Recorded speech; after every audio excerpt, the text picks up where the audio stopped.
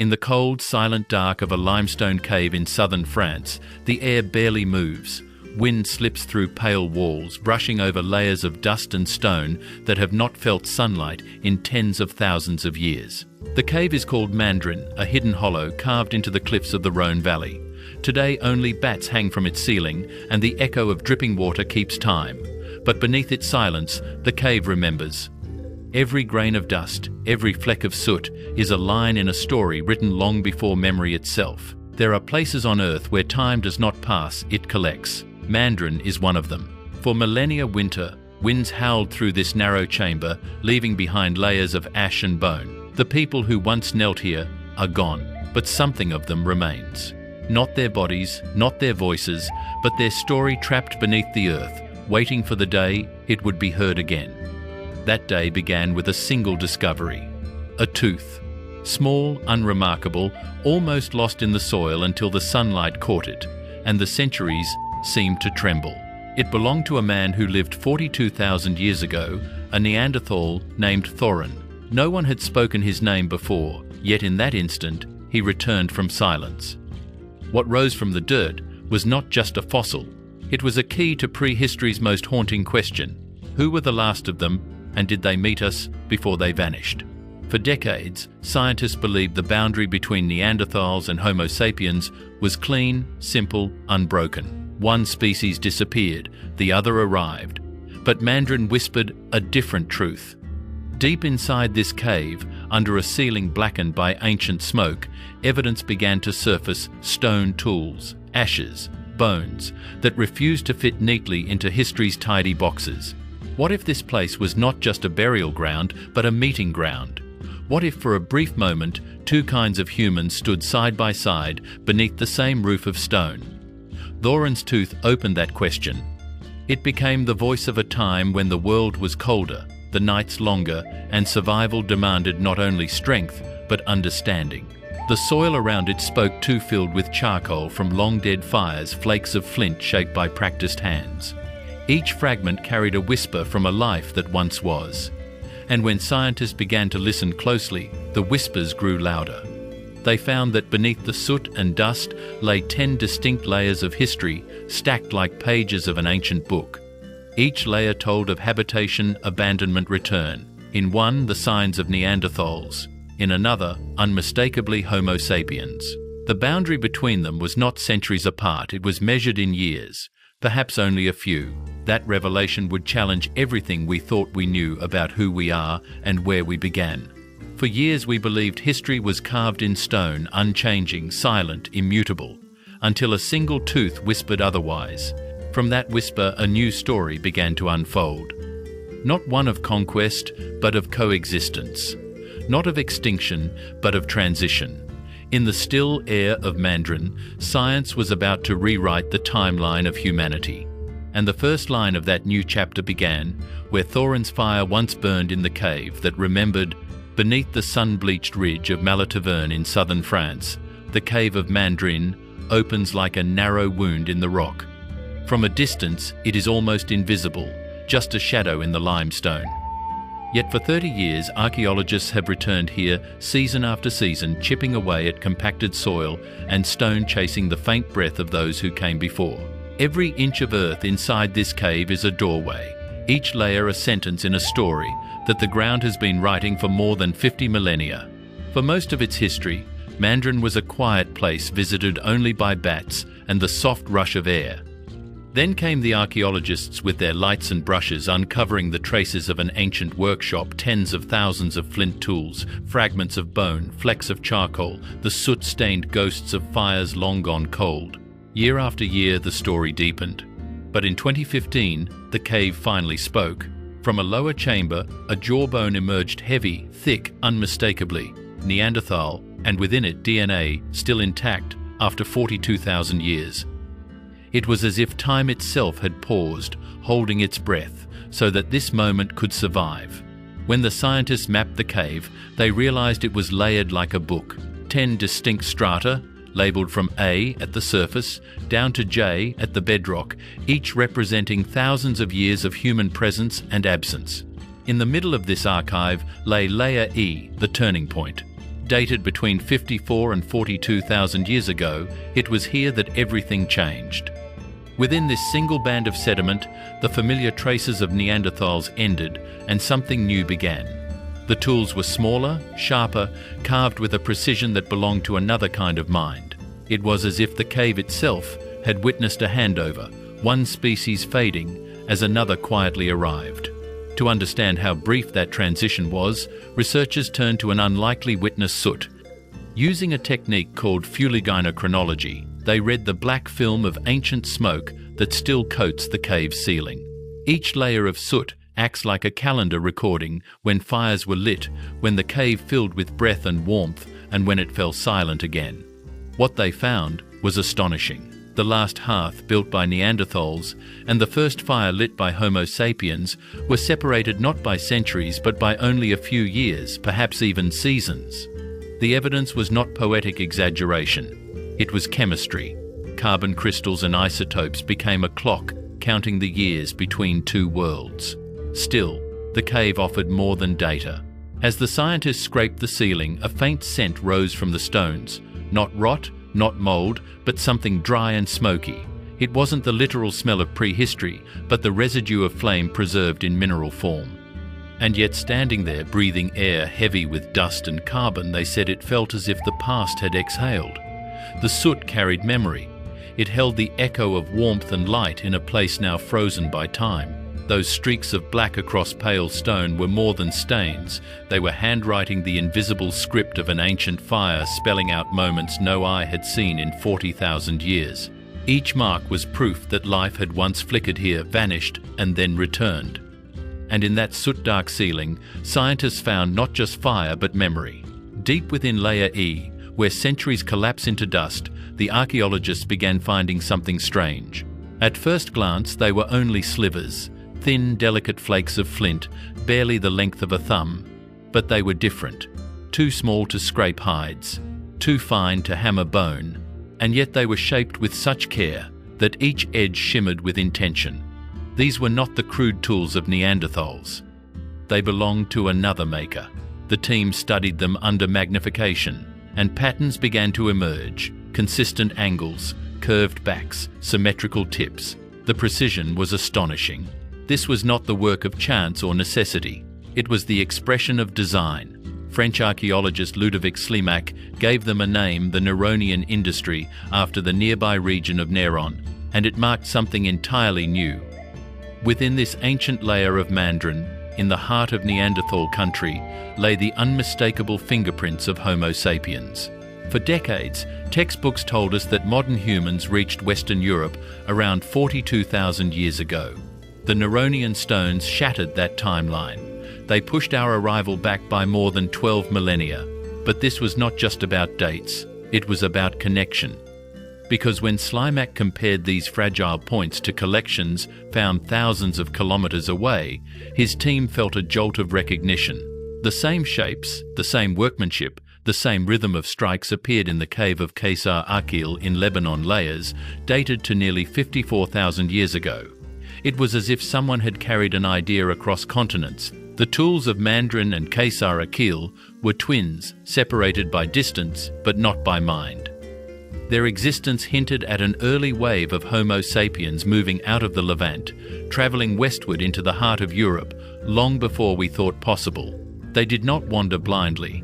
They followed rivers, hunted game, and perhaps hugged the Mediterranean coast each step, carrying the spark of innovation that would change prehistory.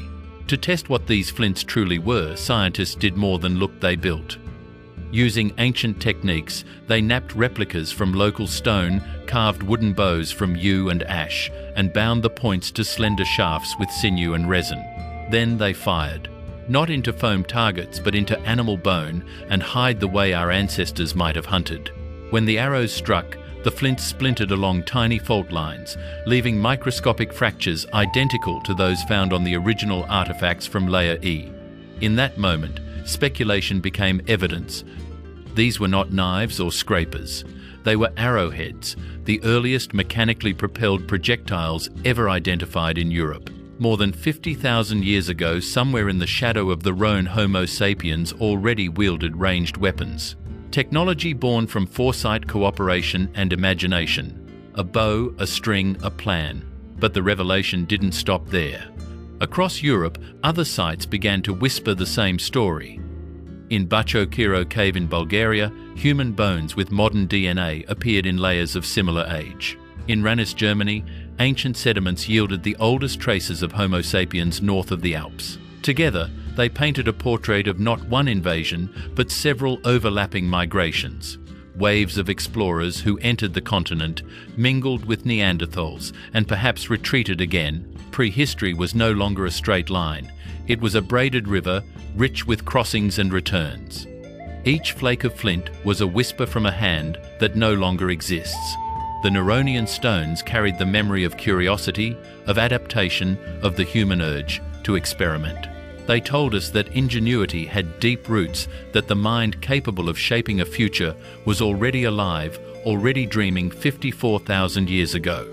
Those tiny stone points spoke louder than any monument they spoke of us. Science often reveals its greatest truths, not in bones or relics, but in the chemistry of silence. Inside the cave of Mandrin, researchers turned to the smallest witnesses of all atoms trapped in soot and stone. Using strontium isotope analysis, they traced the chemical fingerprints of ancient fire. Combined with the technique of fuliginochronology, reading the soot on the ceiling like rings of a tree, the story that emerged was nothing short of astonishing. The last hearth, built by Neanderthals, and the first one lit by Homo sapiens, were separated not by centuries, but by only a few short years. The data was clear. This cave wasn't abandoned and rediscovered across generations. It was shared, used, left, and returned to almost as if two different species had taken turns beneath the same roof. For a fleeting moment, the two branches of humanity breathed the same air, watched smoke curl toward the same dark ceiling, and warmed their hands beside flames born from the same spark. Two species, two worlds, one shelter. It's a haunting image. Neanderthals departing, their fire dying out, and not long after Homo sapiens arriving, building their own fire upon the same ashes. Not a conquest, not an invasion. Just a quiet passing of time, a shift so subtle that only the soot remembered. They didn't fight, they didn't merge. They simply took turns in the same silence. When archaeologists searched for signs of conflict, they found none. No shattered bones, no weapons, no burned camps. Yet something changed after this overlap, something invisible but profound. Across the Rhone Valley, Neanderthals stopped crossing the river. For hundreds of generations, that crossing had been routine, an icy bridge each winter. And then suddenly, it ended. The river hadn't risen. The ice still held, but they no longer stepped across. Some scientists call it a social boundary, a border drawn not by geography, but by perception. A psychological frontier that said, that side is no longer ours. Maybe they sensed the presence of another kind, strange yet familiar. Maybe it was fear, or maybe it was understanding. Either way, the line was drawn, and with it, the world of the Neanderthals began to contract.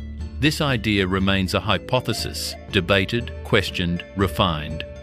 Yet it offers a glimpse into something deeply human, the ability to recognize difference and to withdraw from it. It's not a story of battle but of distance, not of bloodshed but of quiet retreat. Archaeology rarely gives us moments this delicate. Most histories are carved in war and disaster, but here extinction unfolds as a whisper. A pause between breaths. One species steps back as another steps forward. The fire changes hands and the story continues. Sometimes extinction doesn't roar, it simply steps aside. From the soil of Mandrin beneath the ash, and the years a fragment of jaw emerged. Heavy, weathered, yet miraculously intact. It still held 5 teeth, perfectly aligned, the enamel smooth, but ancient each one, a capsule of deep time. Those teeth once chewed meat, cracked bone, and bit through winters long before memory existed. And inside them, hidden within microscopic canals of calcium, scientists found something even rarer, DNA, nearly untouched by 42,000 years of decay. This was not just another fossil. This was Thoren, a Neanderthal man preserved at the edge of his species' story.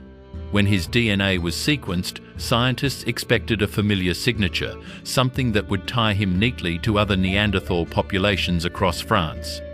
But what they discovered was isolation, a genome frayed by time, a life written at the very edge of collapse. His genetic markers revealed long generations of inbreeding, the silent symptom of dwindling numbers and vanishing connections. Neanderthal groups had once stretched from Spain to Siberia, bound by wide networks of exchange tools, mate stories. But by Thoren's lifetime, those networks had splintered. Valleys became boundaries, mountains turned to walls. Each surviving clan retreated into its own corner of the continent, cut off by climate and scarcity. It wasn't war that undid them. It was distance. It was the shrinking of community. Thoren's DNA told that truth more clearly than any artifact. His people were no longer part of a vast family. They had become a small circle of survivors repeating the same bloodline in the hope of holding on. His jaw carried not only his genes, but the quiet record of a population fading from diversity into memory. That jawbone, though, was more than science. It was personal. The grooves of the teeth still held traces of strontium isotopes, signatures of food and water minerals absorbed from the land itself.